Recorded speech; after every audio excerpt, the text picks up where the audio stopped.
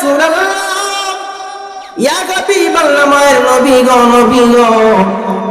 3 number প্রশ্ন হলো, আমাকে যখন কবরের মধ্যে রেখে দিবেন, আমাকে যখন কবরের মধ্যে মাটি চাপা দিয়ে রেখে দিবেন, নবী গো, সবাই চলে যাবে, সবাই আমাকে দাফন করে চলে যাবে।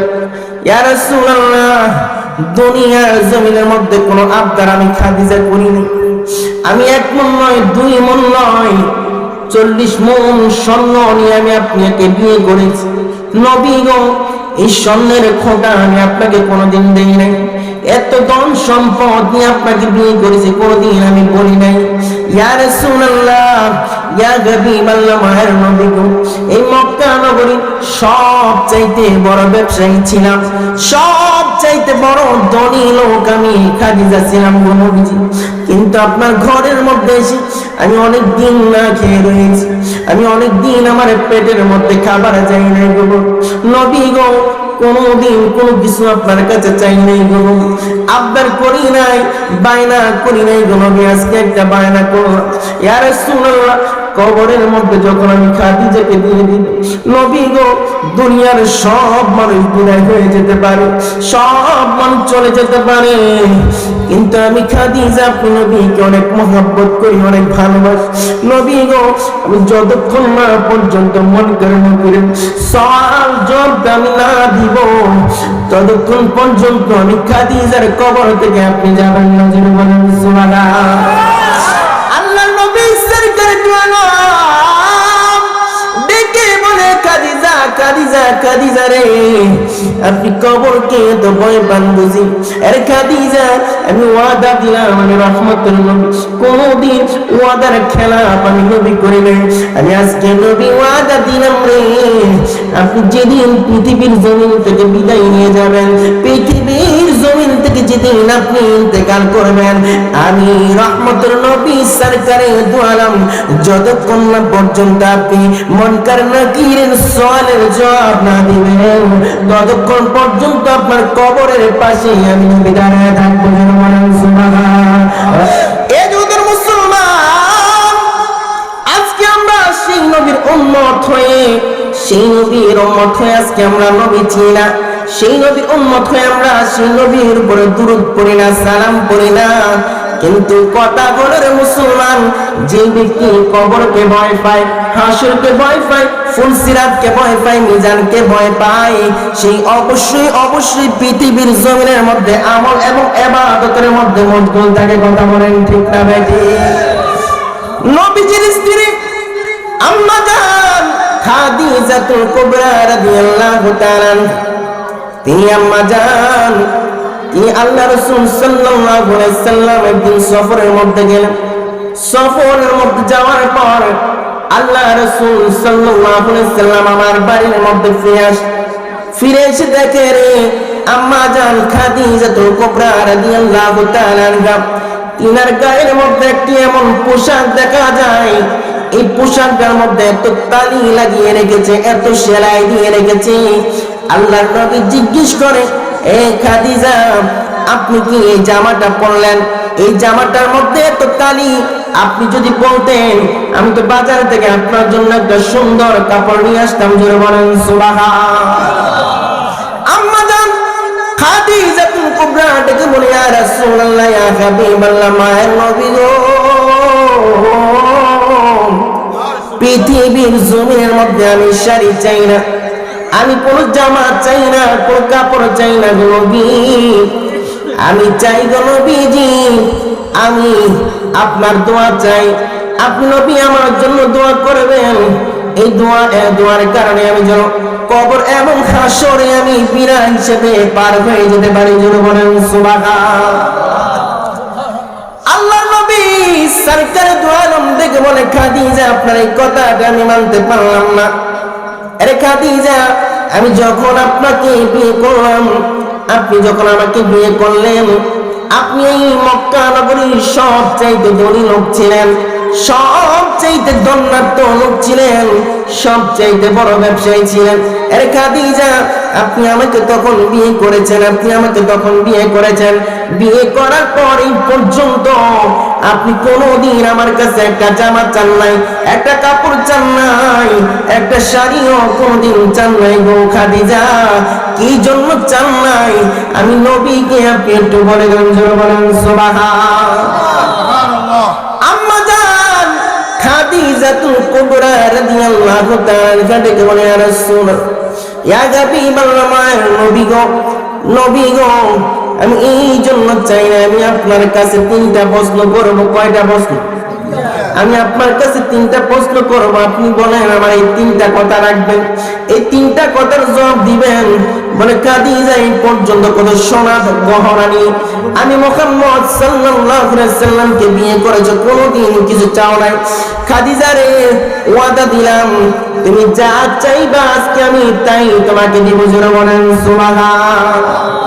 আম্মা জান খাদিজাতুল কুবরা রাদিয়াল্লাহু তাআলা কাকে বলে, ইয়া রাসূলুল্লাহ, ইয়া হাবিবাল্লাহ, মায়ের নবী গো, আমি খাদিজা কবরটাকে অনেক ভয় পাই, কবরটাকে অনেক ভয় পাই। নবী গো, কবরের কথা মনে পড়ে আমি খাদিজার চোখ দিয়ে ঝর ঝর করে পানি চলে আসে। শুধু তাই নয়, কবরের কথা মনে করে আমার কলিজাটার মধ্যে একটা চাপ মারে গো।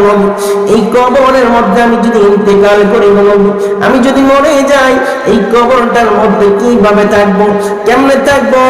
আমি একটু যদি আপনার বর্ষা পাই, আমি খাদিজা অনাকে সেই কবরের মধ্যে যেতে পারবো। জোরে বলেন সুবহানাল্লাহ। আম্মা জান খাদিজাতুল কুবরা রাদিয়াল্লাহু তাআলা কাকে বলেন, ইয়া রাসূলুল্লাহ, আমার তিনটা প্রশ্নের জবাব আপনি দিবেন। আল্লাহু আকবার বলেন। নবী গো, আমি খাদিজার তিনটা প্রশ্নের জবাব আপনি দিবেন। এই তিনটা প্রশ্নের জবাব যদি আপনি দিতে পারেন, আপনারা যদি রাখতে পারেন, আমি খাদিজার মনের মধ্যে আর জীবনে কোনোদিন কষ্ট থাকবে না। জোরে বলেন সুবহানাল্লাহ। আল্লাহর নবী সরকারে দু আলম ডেকে বলেন, খাদিজা, আপনি আপনার প্রশ্নগুলো আমাকে করেন। আম্মা জান খাদিজাতুল কুবরা রাদিয়াল্লাহু তাআলা দুইটা চোখের পানি জ্বর জ্বর করেছে, দিয়ে ডেকে বলে, ইয়া রাসূলুল্লাহ, ইয়া হাবিবাল্লাহ, নবী, আমি কোনদিন আপনার কাছে একটা কাপড় চাই, কোনদিন আপনার কাছে একটা জামা চাই নাই গো নবী। আমাকে একটা ওয়াদা দেন, আমি যেদিন খাদিজা দুনিয়ার জমিন থেকে বিদায় হয়ে যাব, আমি যেদিন দুনিয়ার জমিন থেকে মৃত্যুবরণ করবো, কোনো পৃথিবীর জমিনের কোনো মার্কিন কাপড় দিয়ে আমি খাদিজাকে কাপড় পরাবেন না, দুনিয়ার কোনো কিনা কাপড় দিয়ে আমি খাদিজার গায়ের মধ্যে কাপড় লাগাবেন না। নবী গো, আমি খাদিজাকে ওয়াদা দেন, আপনি রহমতের নবী, বরকতের নবী, একটা জুব্বা মোবারক দিয়ে আমি খাদিজার কাপড় পরিয়ে দিবেন। জোরে বলেন সুবহানাল্লাহ।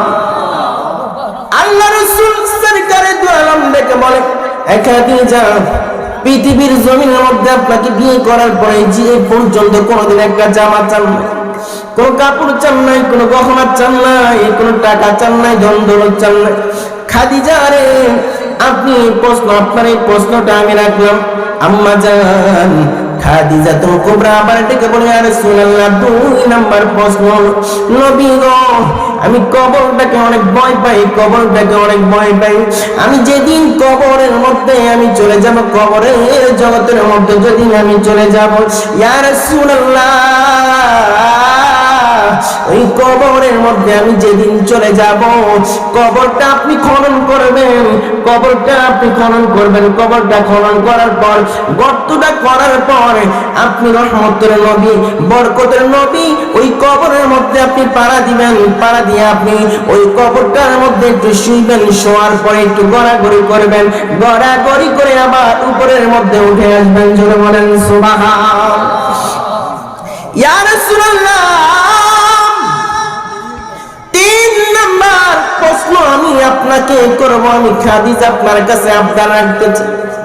নবী গো, আমি খাদিজাকে যখন কবরের মধ্যে রেখে দিই, আমি খাদিজাকে যখন কবরের মধ্যে, আমি খাদিজার লাশটা যখন রেখে দিবেন, ইয়া রাসূলুল্লাহ, আপনি নবী আমার কবরের পাশে দাঁড়িয়ে দেখবেন, হয়তো দুনিয়ার মানুষগুলা আমার কবরের পাশ থেকে চলে যাবে, কিন্তু মুনকার নাকিরের সওয়াল জবাব পর্যন্ত আমি খাদিজার কবরের পাশে আপনি দাঁড়িয়ে থাকবেন। জোরে বলেন সুবহান। ইয়া রাসূলুল্লাহ, মুনকার নাকিরের সওয়াল জবাবটা আমি যদি খাদিজা না দিতে পারি, আমি জানি গো নবী আপনি গায়েবের খবর দেন ওয়ারা নবী, আমি খাদিজার কবরের মধ্যে কি হয় অথবা না হয় আপনি উপর থেকে দেখতে পারবেন গো নবী। আমি খাদিজা যদি মুনকার নাকিরের প্রশ্নের জবাবটা যদি না দিতে পারি, আমি যদি মুনকার নাকিরের প্রশ্নের জবাবটা দিতে যদি আটকে যাই গো নবী, আপনি ওয়াদা দেন আমি খাদিজার মুনকার নাকিরের প্রশ্নের জবাবটা আপনি উপর থেকে দিয়ে দিবেন। জোরে বলেন সুবহান।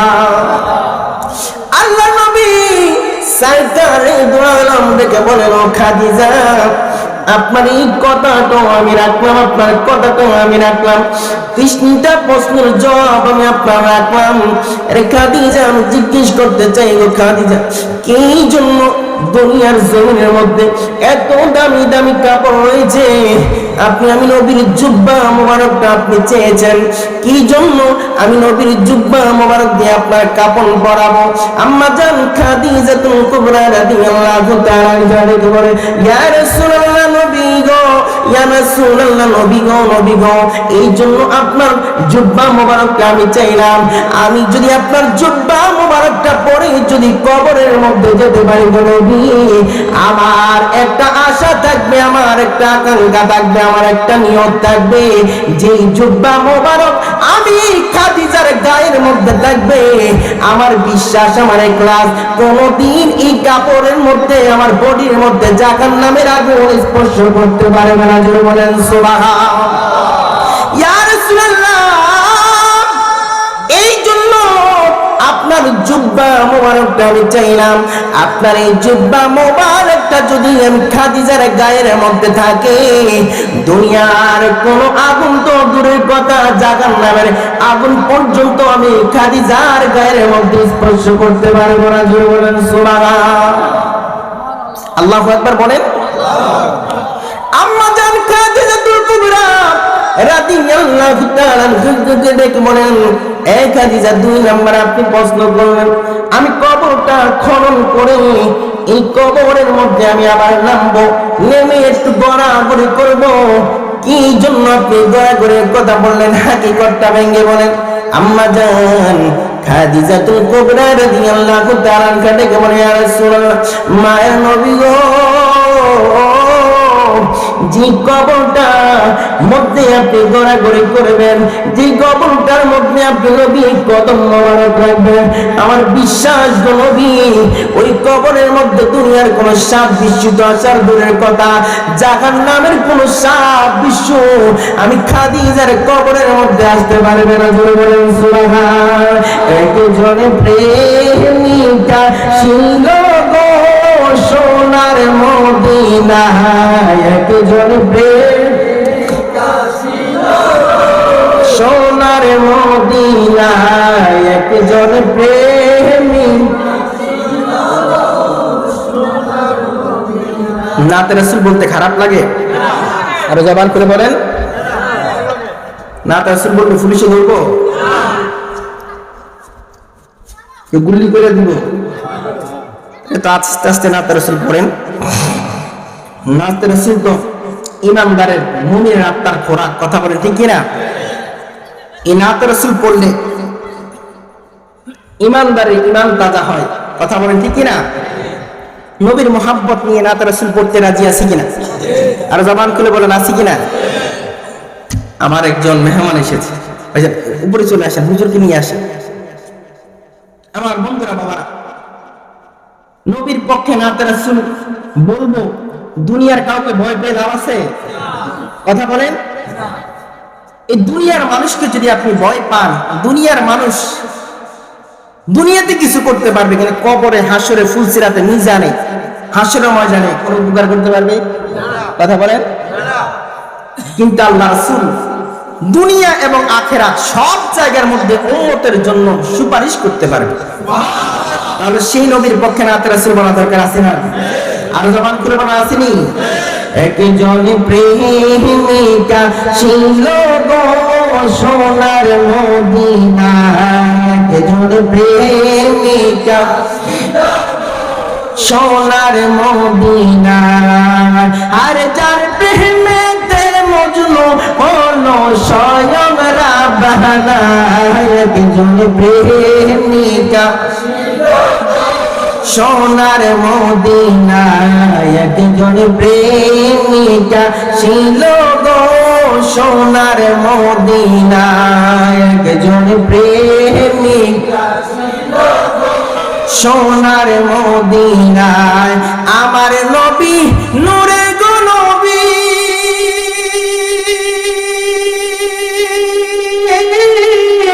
আপনা তার প্রেমের ছবি গো। আমার নবী নূরের গো নবী, আপনা তার প্রেমের ছবি গো। আর নবী খুশি না হইলে আল্লাহ খুশি না। একজন প্রেমিকা ছিল না, একজন প্রেমিকা ছিল গো মদিনা, আর যার প্রেমেতে মজনু হলো স্বয়ং রাব্বানা। একজন প্রেমিকা সোনার মদিনা, একজন প্রেমিকা ছিল গো সোনার মদিনা। কথা বলেন ঠিক না ভাই? আর জবান করে বলেন ঠিক না ভাই? আম্মা জান খাদিজাতুল কুবরা রাদিয়াল্লাহু তাআলা আনহা ডেকে বলে, ইয়া রাসূলুল্লাহ, ইয়া হাবিবাল্লাহ, নবী গো, আমি এই জন্য আপনাকে বললাম গো নবী, আমি খাদিজাকে যে কবরটার মধ্যে আপনি রাখবেন, ওই কবরটার মধ্যে আপনি রহমতের নবী, বরকতের নবীর যদি কদম মোবারক লাগে, আপনি বডির যদি একটু সাপ একটু ধুলা পানি যদি লাগে, আমি বলতে পারি গো নবী, আমি খোদার জাতের কসম করে দিয়ে বলতে পারি, দুনিয়ার সাপ বিশুদ্ধ দূরের কথা, জাকার নামের কোন সাপ বুঝছো আমি খাদিজার কবরে আসবে না। জোরে বলুন সুবহানাল্লাহ। আল্লাহু আকবার বলেন। আম্মা জান খাদিজাতুল কুবরা রাদিয়াল্লাহু তাআলা আনহা, তিনি নবীর স্ত্রী, আমাদের আম্মা জান। কথা বলেন ঠিক কি না? উনি যদি কবরকে এত ভয় পায়, আমার মতো সলিমুল্লাহ কুবলিমুল্লাহ এদের কি অবস্থা হবে? কথা বলেন, উপায় আছে? কথা বলেন। নবীর স্ত্রী আম্মা জান খাদিজাতুল কুবরা যদি এত আপত্তি নবীর কাছে করে, এত আবদার যদি নবীর কাছে করে, সেই নবীর কাছে আমাদেরও আবদার রাখার দরকার আছে না নাই? আর জবান খুলে বলেন আছে না নাই? নামাজে, রুকুতে, সেজদাতে, তাসবিহ, তাহলিল যা কিছু পড়বেন, পড়ার পর রাসূল সাল্লাল্লাহু আলাইহি ওয়াসাল্লামের প্রতি দুরূদ এবং সালাম পড়বেন। সালাম পড়ে আল্লাহ রাসূলের দরবারে মুনাজাত দিয়ে বলবেন, আল্লাহ, কবরের জগৎটা অনেক ভয়ঙ্কর, মানে আমার কোনো আমল নাই, আমার কোনো ইবাদত নাই, আমার কিচ্ছু নাই, আল্লাহ আপনার হাবিবের উসিলায় যদি আপনি আমাকে ক্ষমা না করেন, আমার উপায় নেই। কথা বলেন ঠিক কিনা? আর এখন তো বাংলাদেশের মধ্যে ডিজিটাল মুসল্লি আছে, আছে কিনা? নামাজ 2-4 দিন যদি পড়ে, মানে তার ভাবের লাগে আর চলা যায় না, এই যে কিভাবে একটা লাড়া দেয়, মানে নামাজ। কথা বলেন ঠিক কিনা?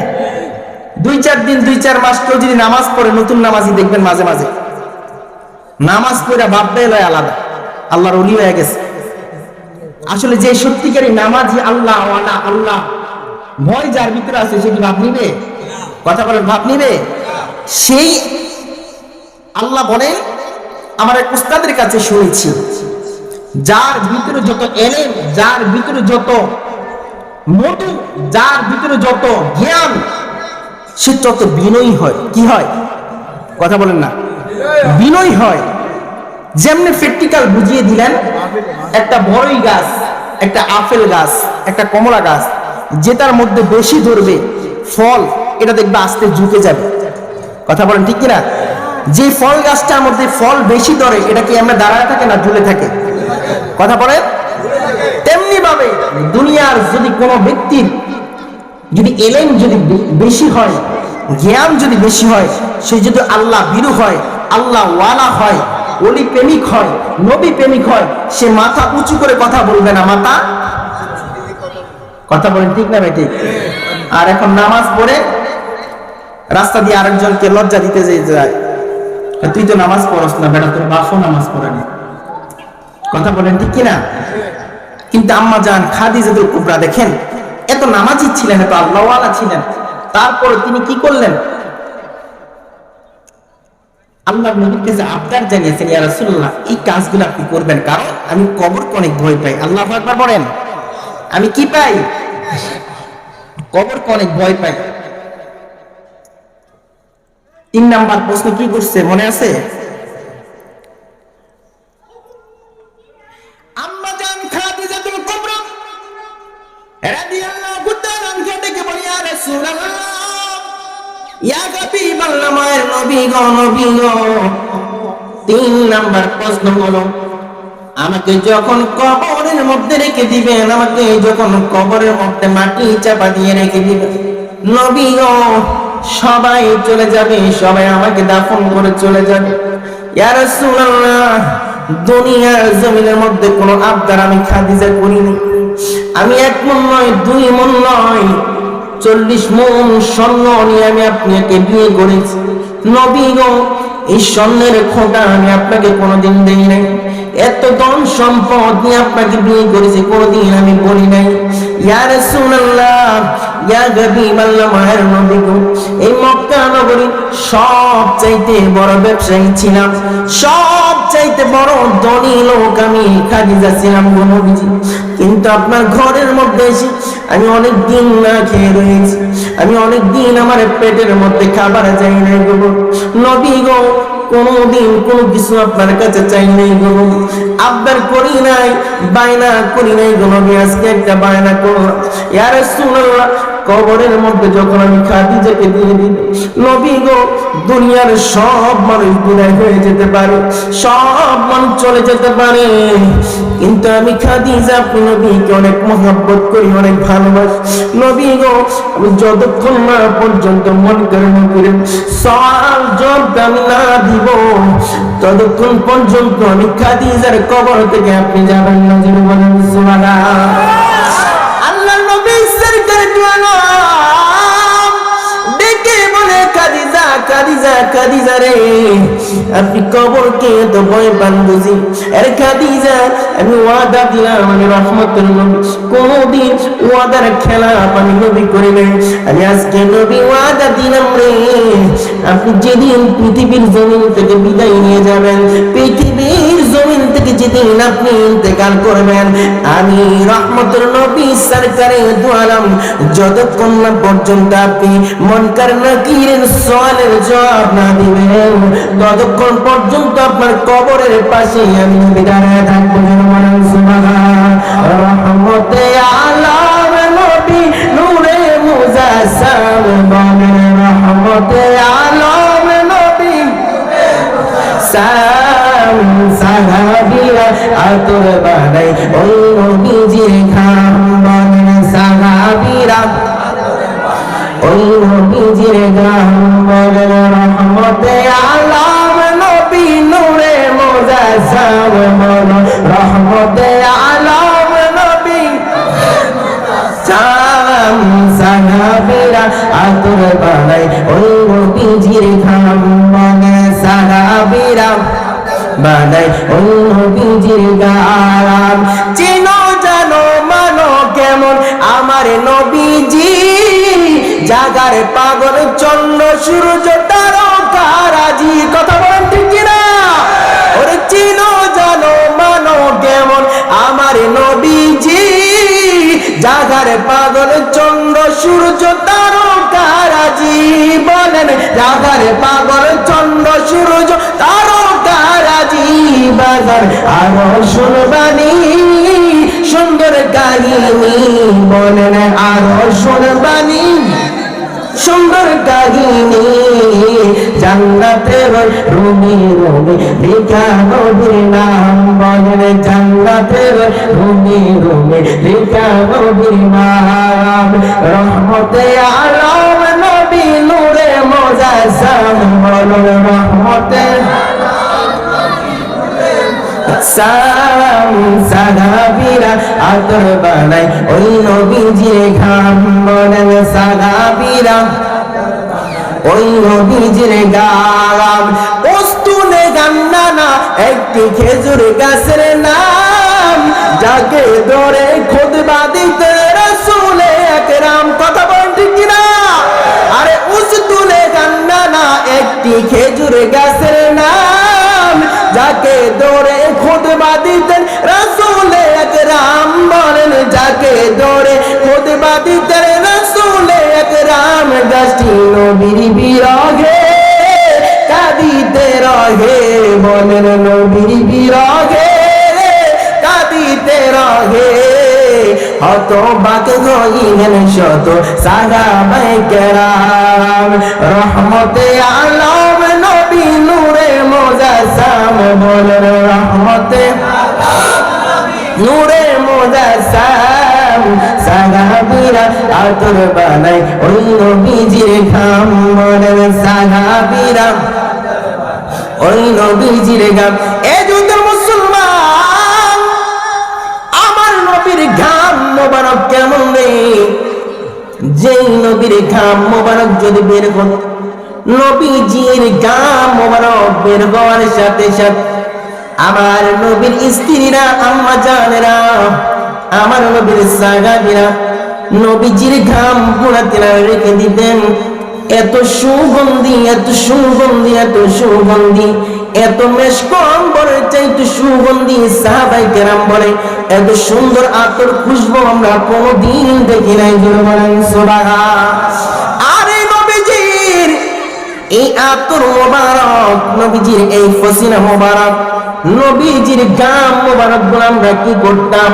যখন আমাদের কোনো বিয়ের অনুষ্ঠান হতো যখন কোন সুন্দর যদি কোনো অনুষ্ঠান হতো এই নবীজির আতর মোবারক আমরা সবাইকে লাগিয়ে দিতাম জোরে বলেন সুবহানাল্লাহ এই যুদ্ধ মুসলমান বলতে চাইছিলাম আম্মা জান খাদিজাতুল কুবরা রাদিয়াল্লাহু তাআলা আনহা ডেকে বলে ইয়া রাসূলুল্লাহ 3 নম্বরে কাজটা করবেন আমার কবরের পাশে আপনি দাঁড়িয়ে থাকবেন আল্লাহু আকবার মনে আছে ওয়াজ ইয়া রাসূলুল্লাহ আমার কবরের পাশে আপনি দাঁড়িয়ে থাকবেন যতক্ষণ না পর্যন্ত আমি খাদিজা কবরের মধ্যে মুনকার নাকির সওয়ালের জবাবটা আমি না দিতে পারি ততক্ষণ পর্যন্ত আপনি নবী আমার কবর থেকে সরবেন না জোরে বলেন সুবহানাল্লাহ কিছুদিন পর আল্লাহর নবী বললেন খাদিজা আপনার কথাটা আমি রাখলাম কয়েকদিন পর কিছুদিন পর আম্মা জান খাদিজাতুল কুবরা রাদিয়াল্লাহু তাআলা আনহা পৃথিবীর জমিন থেকে বিদায় নিলেন বিদায় নেওয়ার পর আমার নবী যেই কাজ ওয়াদা করেছেন আম্মা জান খাদিজাতুল কুবরার সাথে আমার নবীজি একটা জুব্বা মোবারক দিয়ে খাদিজাকে কাফন পরালেন 2 নম্বরে কবরটা করলেন কবরটা করার পর আল্লাহ নবী সরকার দিওয়ালাম ওই কবরটার মধ্যে একটু গড়াগড়ি করলেন একটু হাঁটলেন হেঁটে আবার উঠে আসলেন 3 নাম্বার যেই কাজটা রে ওই কাজটা বলো আল্লাহ নবী যতক্ষণ না পর্যন্ত খাদিজার মুনকার নাকিরের সওয়াল জবাব না দিবেন ততক্ষণ পর্যন্ত আমার নবী খাদিজার কবর থেকে সরবে না জোরে বলেন সুবহানাল্লাহ আম্মা জান খাদিজাতুল কুবরার কবরের পাশে দাঁড়ায় রইলেন দাঁড়ায় থাকার পর দেখা যায় নবীজির সব সাহাবীগুলা একে একে চলে যাচ্ছে আল্লাহু আকবার বলেন একে একে সব সাহাবী চলে যাচ্ছে এমন সময় আবু বকর সিদ্দিক রাদিয়াল্লাহু তাআলা আনহু বলে ইয়া রাসূলুল্লাহ ইয়া হাবিবাল্লাহ নবী গো সব সাহাবীরা চলে গেছে।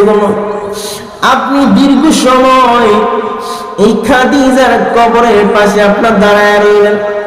আসুন গো নবী আমরা চলে যাই।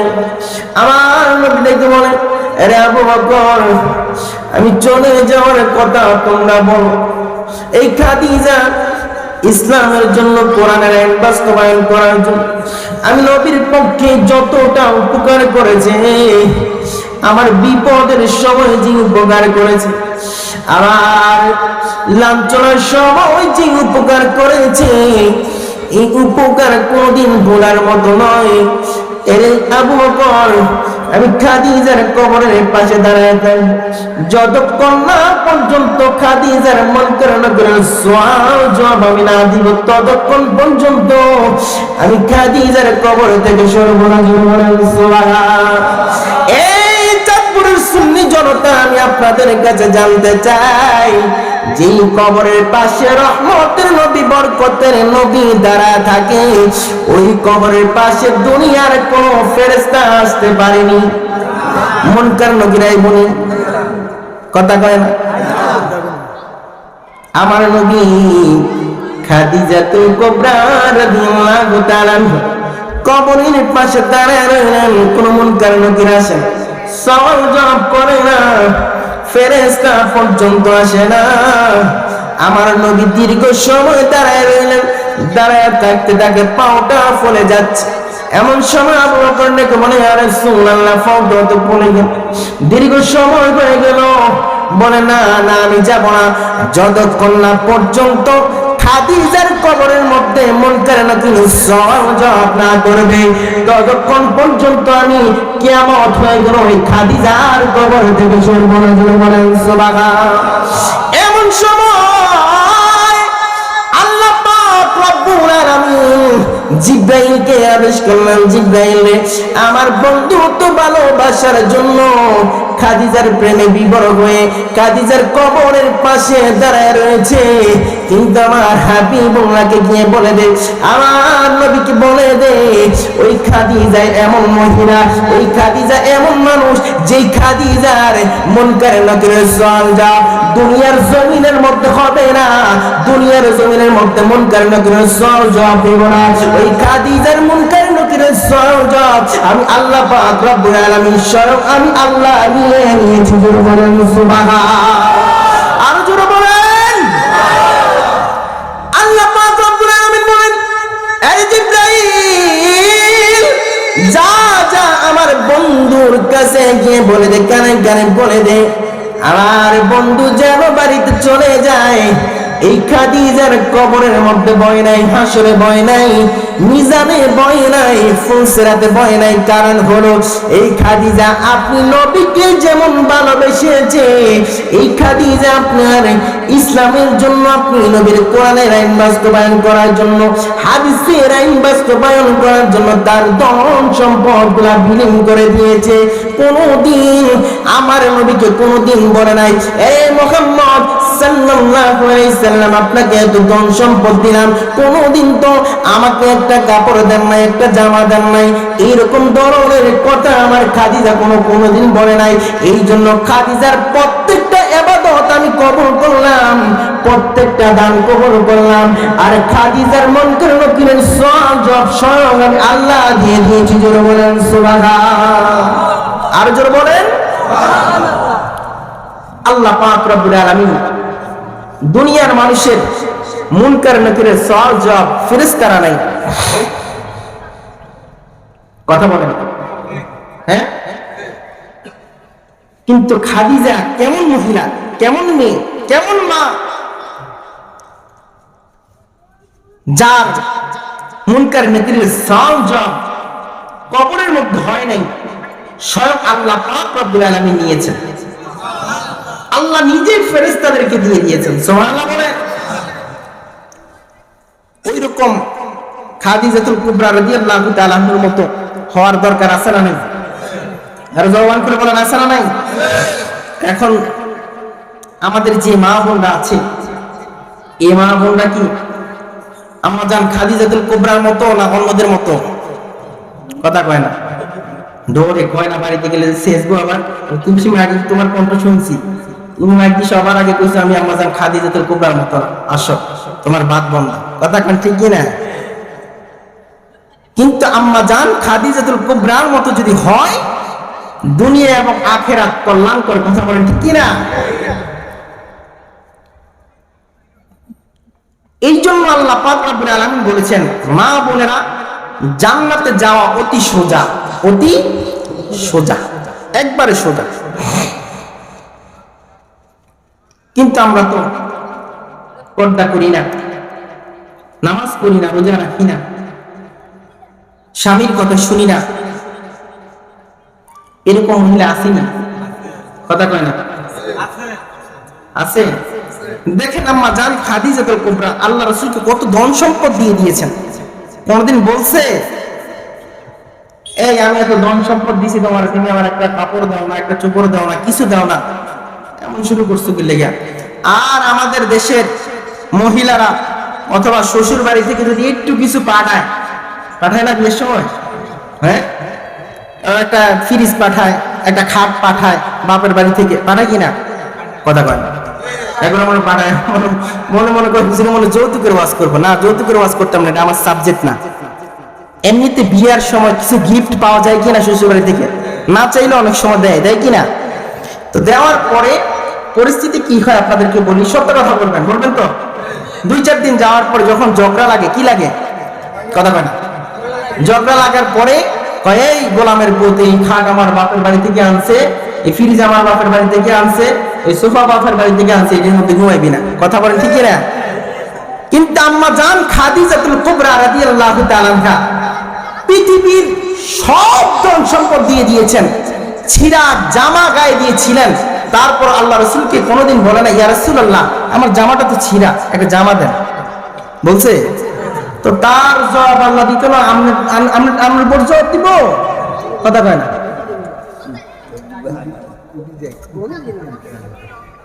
তিনারা ওই পর্যন্ত আল্লাহ পর্যন্ত পৌঁছিয়েছেন, এই জন্য স্বয়ং আল্লাহ তিনার প্রশ্নের জবাবটা স্বয়ং আল্লাহ দিয়ে দিয়েছে। সুবহানাল্লাহ বলেন না?